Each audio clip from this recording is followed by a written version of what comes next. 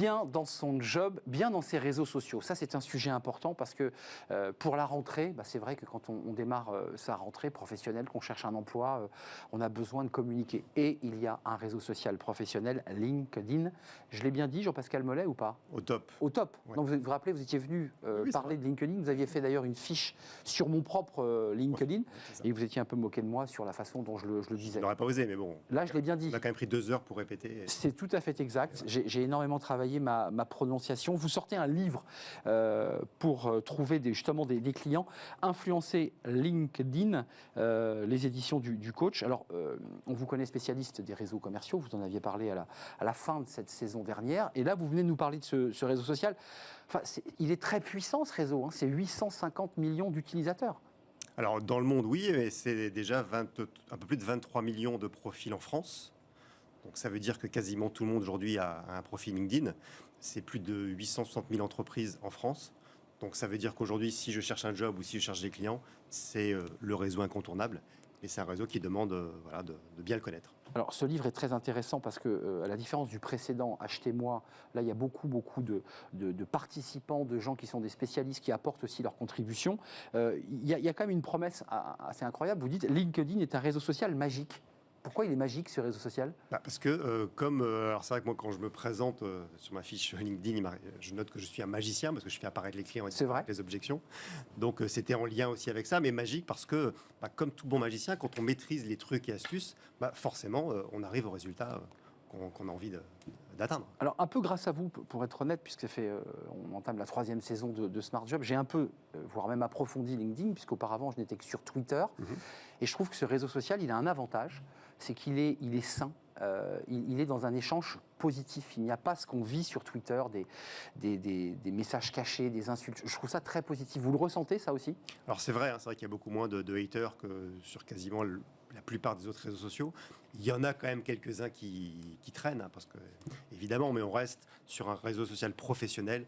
Donc c'est vrai que, vu qu'on est à la vue de tout le monde, des gens qui nous emploient et de nos futurs employeurs et de nos clients, forcément, on fait normalement attention à ce qu'on dit et comment on le dit. Il y a moins d'anonymat qu'on peut avoir sur Twitter, par exemple. Et donc, ça oblige à une sorte d'éthique, une manière de se comporter sur le réseau social qui me semble assez intéressante.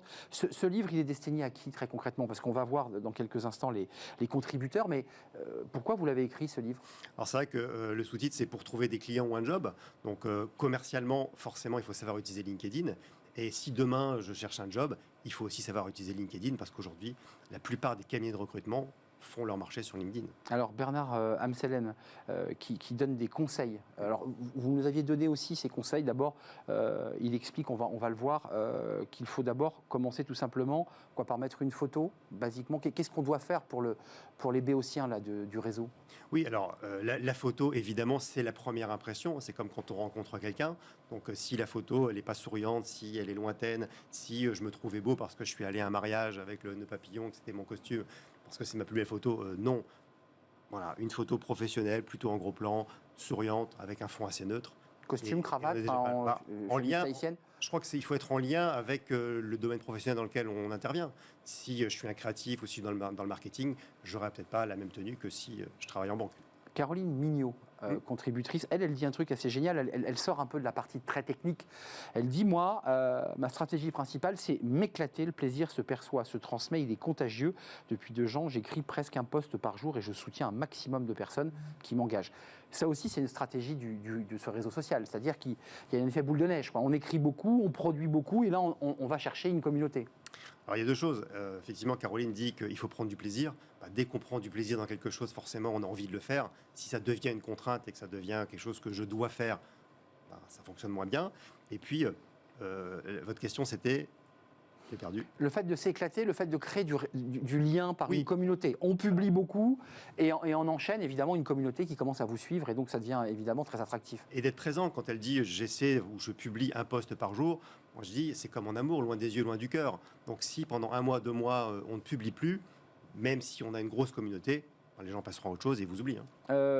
Est-ce qu'aujourd'hui, moi j'ai le sentiment, en ayant rencontré beaucoup de recruteurs sur ce plateau, il y a quand même un gros travail de sourcing sur LinkedIn. C'est-à-dire qu'en fait, le sourcing se fait sur ce réseau.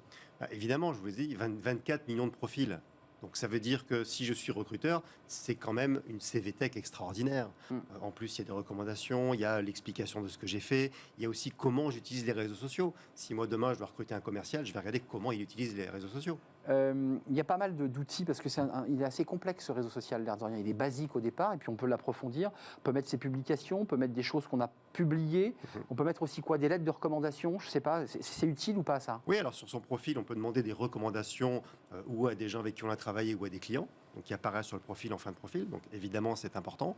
Il faut publier. Alors on peut publier des posts, on peut publier ce qu'on appelle des carousels, qui vont être un petit peu comme un slideshow.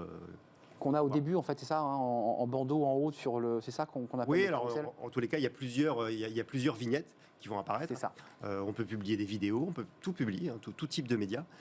Moi, ce que je conseille, c'est évidemment de varier ces types de posts. On dit followers sur LinkedIn. Oui.